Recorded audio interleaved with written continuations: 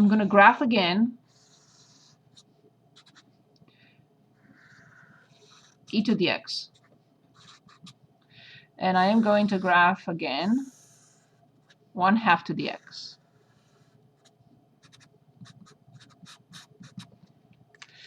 Base greater than 1, increasing on all its domain. Base less than 1, decreasing on all its domain. I will draw y equals x. Not as a solid line.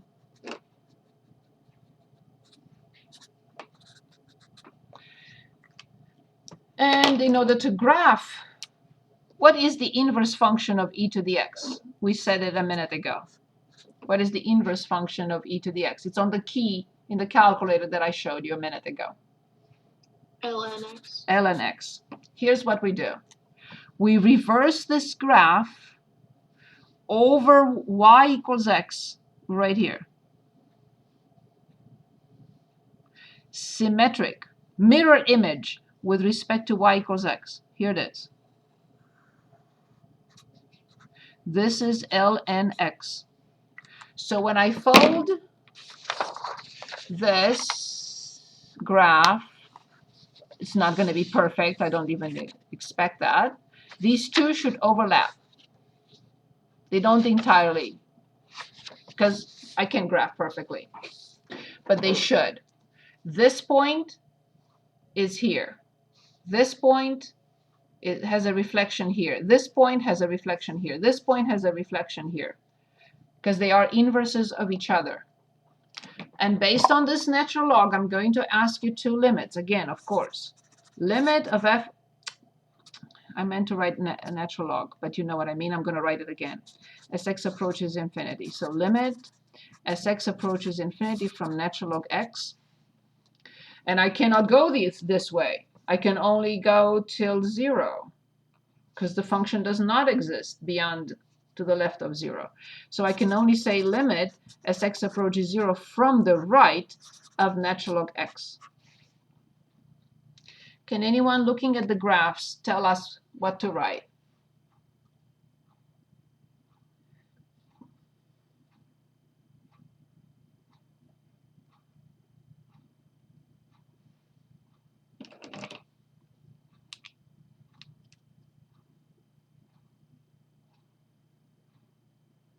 Infinity? Yes? As x approaches infinity, natural log approaches infinity. Good. What about as x approaches 0 from the right?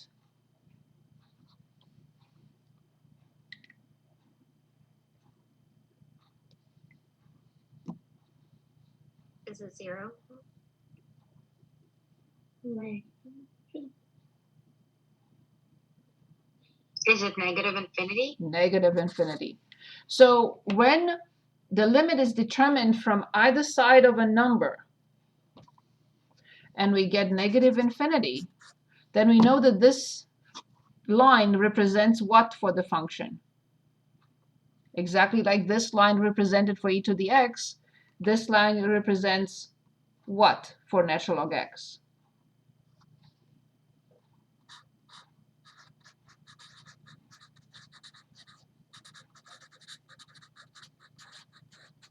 So x equals 0 is the vertical asymptote. Okay, now I'm going to graph the inverse function for 1/2 to the x. I have a question. Yes, please. Can you explain exactly what the asymptote is? Yes, it's exactly what I'm showing here. The function values as x approaches 0 from the right, the function values approach infinity or negative infinity. It will never cross this line.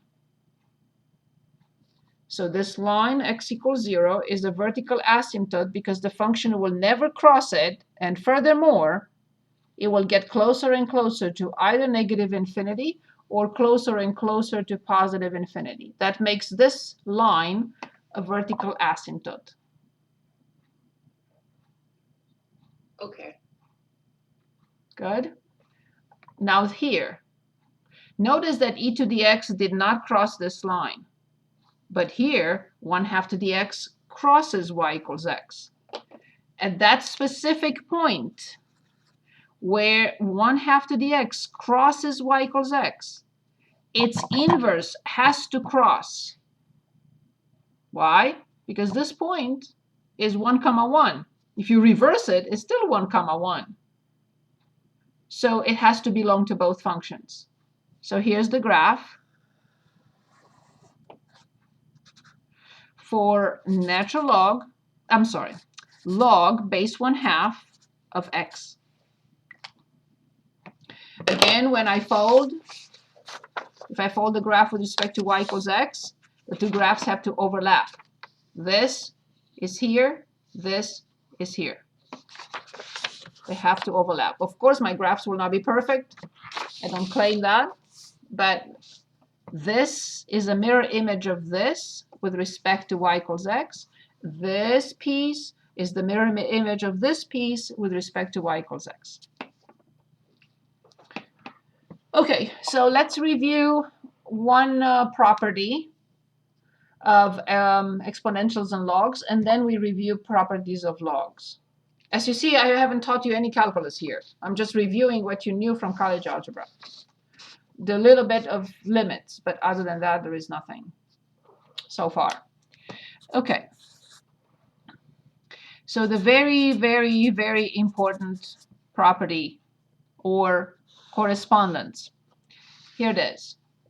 Any exponential equation can be changed or replaced by a log equation, and vice versa.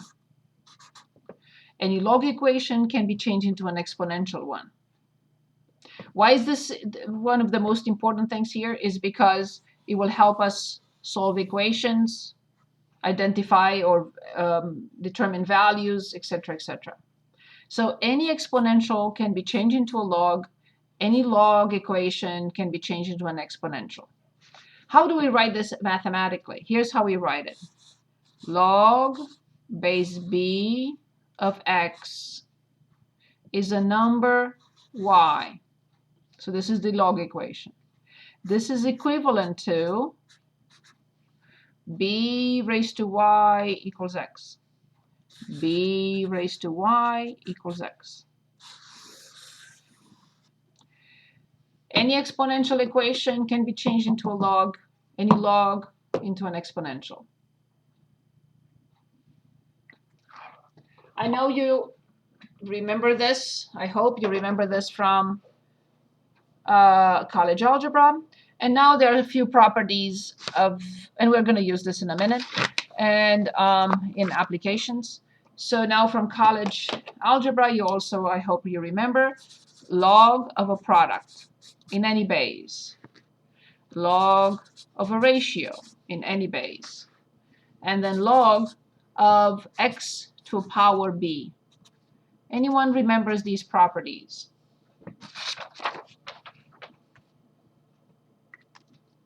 Anyone?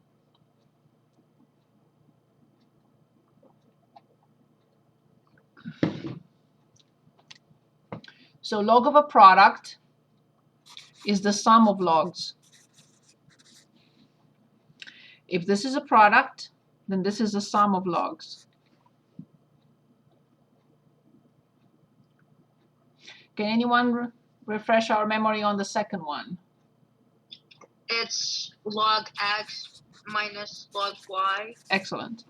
Can anyone And then refresh? the next one is logs x times, it's b, log x. That's it. So if it's a number here, the number goes in front as a factor, not plus or minus, but multiplied. It multiplies log x. And there is something called the change of base formula.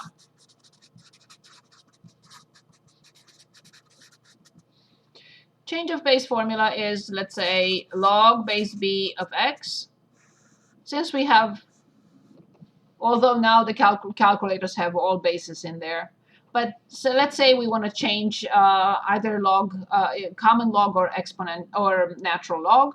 So this is with common log, log x over log previous base, or natural log x over natural log of the previous base. But just remember, both of them have to be log, or both of them have to be natural log. And do not confuse this,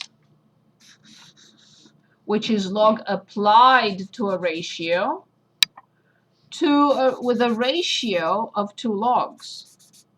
So please understand these are completely different. This is log applied to a ratio, but this is log, a ratio of 2 different logs. Okay, so this was a complete review basically of what we were looking at. And if you remember, when we looked at that formula for the interest, stop me if you have any questions, please. Remember, we looked at the interest formula, and we used it on the test, where we had the accumulated value equals the principal 1 plus r over n raised to nt, where n is the number of times interest is compounded per year.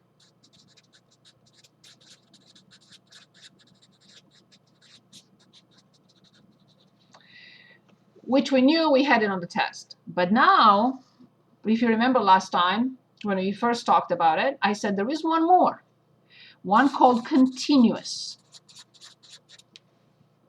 And there is a different formula for continuous. Okay, for continuous is same A, same P, but now E to RT. There is no N, because N is continuous. So accumulated value, principal, E is Euler's number, R is the annual interest rate, and T is time in years. Everything stays except N is gone. Okay, so now let me share my screen and let's work on some problems here.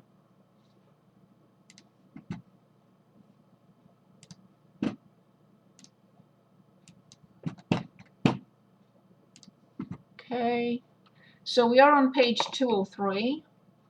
I'm getting there.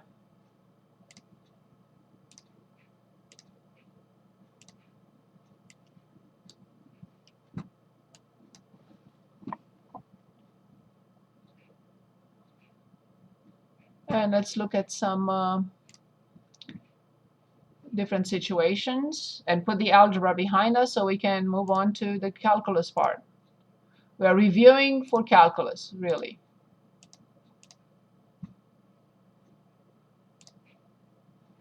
(203). So we only covered 3 sections from this chapter, nothing else.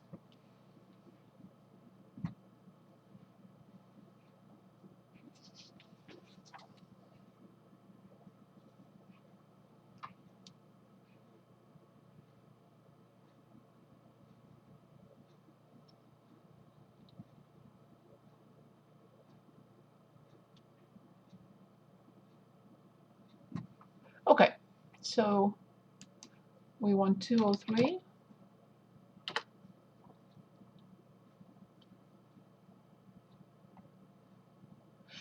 Okay, so we graphed enough. We're going to have other graphs later on in chapter 3. We know how the graphs look like. We can just put in the graphing calculator. I don't think that this is super important to graph those functions.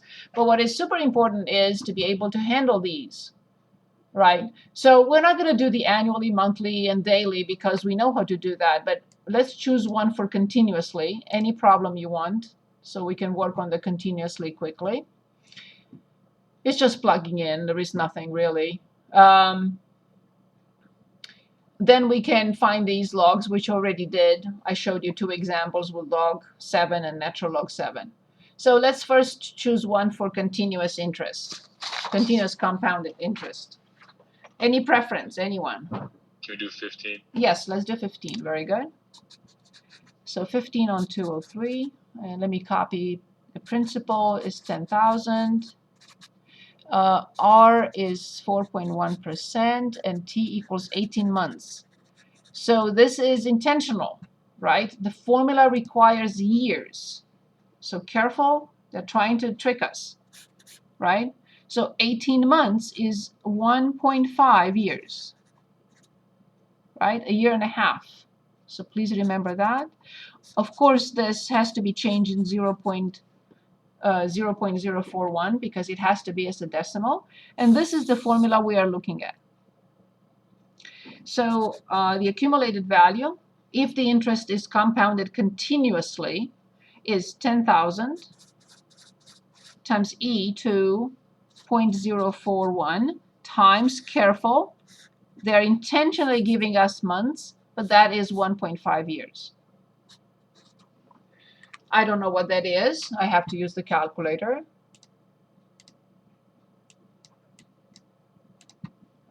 Okay, so we have 10,000.